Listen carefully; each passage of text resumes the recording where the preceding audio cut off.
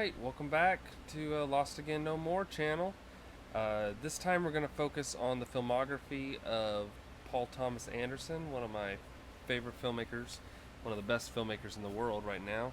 This is our Drew cat, and she's making a mess. But yeah, you don't normally ever see her, but here she is. So yeah, essentially I'm missing two films in his filmography, and that is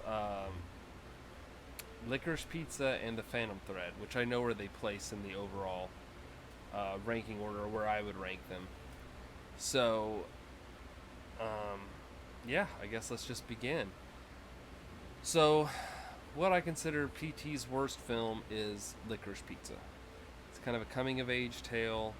It has the son of Philip Seymour Hoffman, the late Philip Seymour Hoffman. Cooper Hoffman is his name, and Alana Haim from the band Haim. It's a period piece set in the 70s.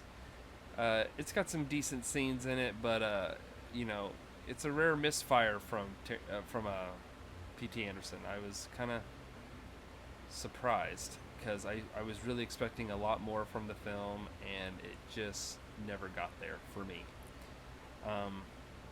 I don't know if I'll ever actually even watch it again, to be perfectly fair. But alas, that's his worst one. I'm not in this super rush to get it. I'll definitely have to get it at Goodwill or something cheap, because I'm not going to spend for like a Criterion collection of it, because I don't really feel it's worthy of that. So moving on, I would put Hard 8 as my next film in his overall filmography.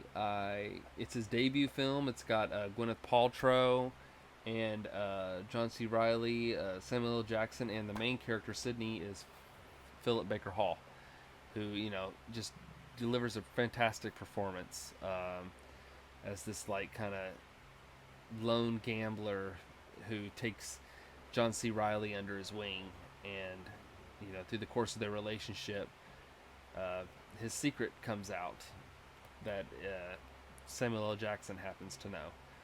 And it's got a great early performance by Gwyneth Paltrow. I should temper that with great. I've actually never thought Gwyneth Paltrow is a very good actress overall. She's okay, but she won an Academy Award during the year that Cate Blanchett, I believe, should have won it for Elizabeth. So I guess I've kind of really never forgiven her for that, even though she had really no probably pull to, get that award. I was probably out. The Weinsteins got her that behind the scenes, but anyway, that's neither here nor there. Hard 8, it's a pretty decent film, and it's worthy of being checked out, I believe. So next, this is actually the first film I ever got to see of P.T. Anderson's in the theater, and it still holds up. Still a good little film. Punch Drunk Love with Emily Watson and Adam Sandler. Just kind of a quirky, meet cute film where both of these people are just a little bit insane, you would think. And yeah, it's a good one. It was a different type of movie for Sandler to make, and it stands out in his filmography because he really plays against character, what he normally does. And it has Philip Seymour Hoffman in it as a great asshole. Basically, he's just a really freaking great asshole. And yeah, it's a good little movie. I would seek out Punch Drunk Love. Next, I would put Inherent Vice. This movie came out, I think, about 2014 or so, and it's got Joaquin Phoenix, and it's based on a Thomas Pynchon book. Which, if you read any Pynchon, he's out there, and it's not always about tying up loose ends. It's a lot about creating atmosphere, and it's set, I believe, in 1970, so it's also kind of a period piece, but it's a really good one. It was enjoyable. I've actually liked it more. The more times I've seen it, the more I've enjoyed it. So this one could be one that moves up in time, but as it is right now, I'm leaving it towards the middle back third of his filmography. Now, if I had Phantom Thread, this is where I would put Phantom Thread. And I saw that in theaters with my wife, and it was a really good movie because it was actually the first film we got to see together as husband and wife. As far as P.T. Anderson, she knew I really really liked him, and it's kind of uh, his Rebecca, if you will, if you know that Alfred Hitchcock movie where it's like the relationship is not really what you think it is, and he did a good job with it. It was going to be Daniel Day Lewis's last movie, but I heard he's coming back for a movie with his son, so we'll see how that all turns out. Um, but yeah, that's where I would put Phantom Thread, just slightly above Inherent Vice and Punch Drunk Love, and definitely way above Licorice Pizza and Hard Eight. So next, I started, when his last four movies here, or especially the next two, I was kind of debating on where did they fit. And I decided that, while it has great repeat viewable factor, Boogie Nights is the one I picked for his fourth best overall film.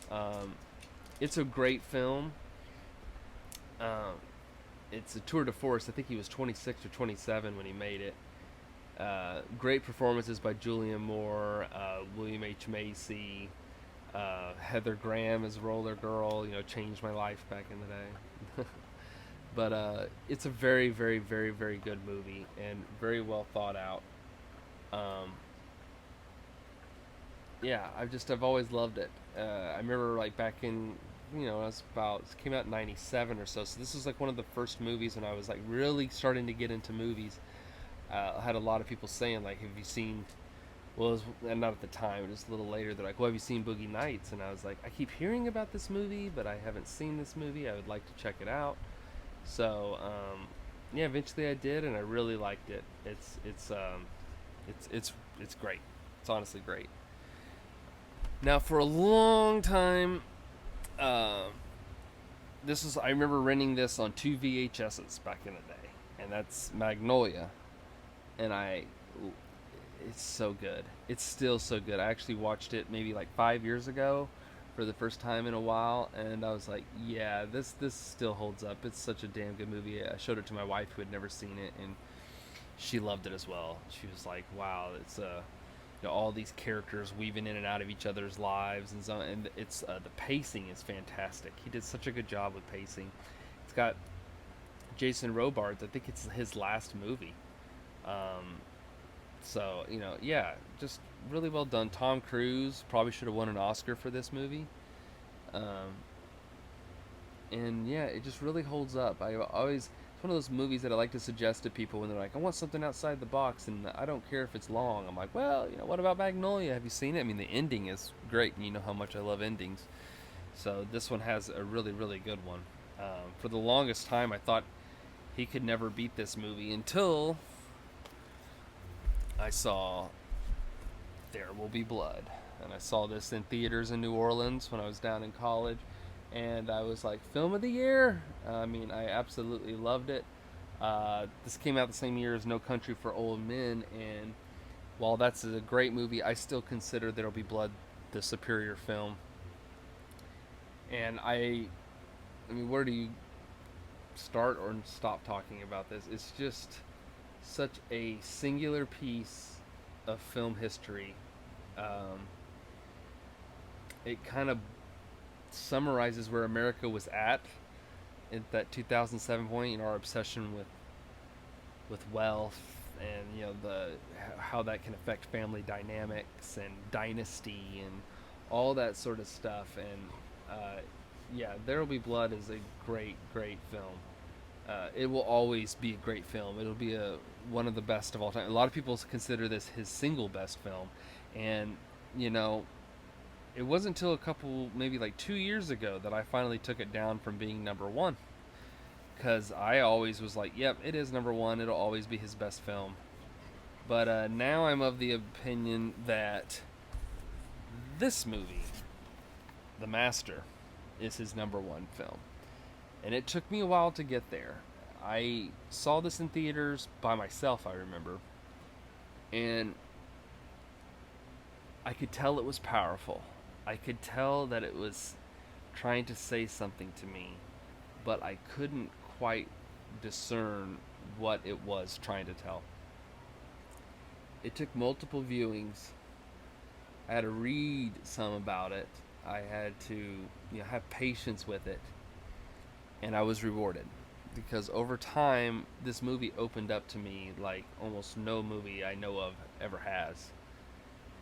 It's really about man's quest to connect with another, our deepest desire to be heard, to be appreciated, to be felt. Um, this longing for connection, and it is a tour de force. I mean, it is a beautifully shot film. Um, I've done enough research on it where I know that he had gotten a lot of these ideas from talking to Jason Robards about his time serving in the military in World War II. And, basically, it's about a man trying to re-enter society after war and his struggles to do that. And, that's all, metaphor for anyone's struggle to fit in anywhere, you know. I read maybe a year ago that doing some research on P.T. Anderson, and he now considers this his best film as well. So I reached that independently, I promise you. Uh, but yeah, I have the same assessment that he does. Like, The Master is his best movie. It's the one I think when he's dead and gone, the one that will remember him by, and that's saying something because There'll Be Blood is singular. It's amazing. I drink your milkshake. Like, it had so many great lines, and Boogie Nights has so much great action, like, pieces going on and dialogue. And Magnolia is Magnolia. It's a great, great, great film. It's a 3 hour like Los Angeles epic, and it really holds up. But none of them eclipse The Master. And One Battle After Another, I hope, is really, really good. If he were to somehow eclipse The Master with that movie, I would be absolutely floored, because this one is that good. It's just getting better each year. It just keeps getting more and more profound to what we're dealing with now.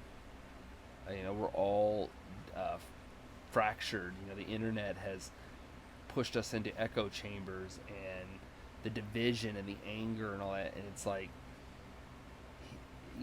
it's a cinematic landmark. I mean, it's really all I can say is, like, this will be remembered, and I encourage you to see The Master if you haven't yet. You will absolutely love it.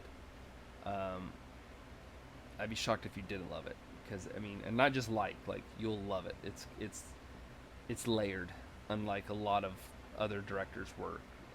It rewards you for watching it multiple times, and I know I spent a lot of time on it, but it's just one that I have a really good friend who we were talking about movies, and he was like, "What do you think P.T. Anderson's best is?" And I was like, I think it's The Master, and like he hit the table, and he was like, "I do too. I feel crazy for saying this." He's like, "I would think that it would be Boogie Nights or Magnolia or There'll Be Blood," but he's like, "I think it's The Master. I really do." And I was like, "Dude, I think it is too." And I was like, and not too long after that, I read that thing about Tarantino, about P.T. Anderson saying that, like, and by the way, Quentin Tarantino and P.T. Anderson are really good friends, and I had read that Tarantino loved There'll Be Blood and loved The Master in particular. Didn't really care for Boogie Nights, which kind of shocked me. I would feel that'd be right up his style. And if he didn't like Boogie Nights, it probably doesn't like Magnolia either. I don't really know his views on Magnolia, but I definitely know that within other directors, they really appreciate The Master. And I did see it was rated in the top 100 of the time, New York Times, recent best films of the 21st century. They had Phantom Thread and There'll Be Blood ranked above it, which I think that's pretty crazy to put Phantom Thread above The Master. I could never do that. But Phantom Thread, like I say, is still a good movie. It's still worthy of being watched.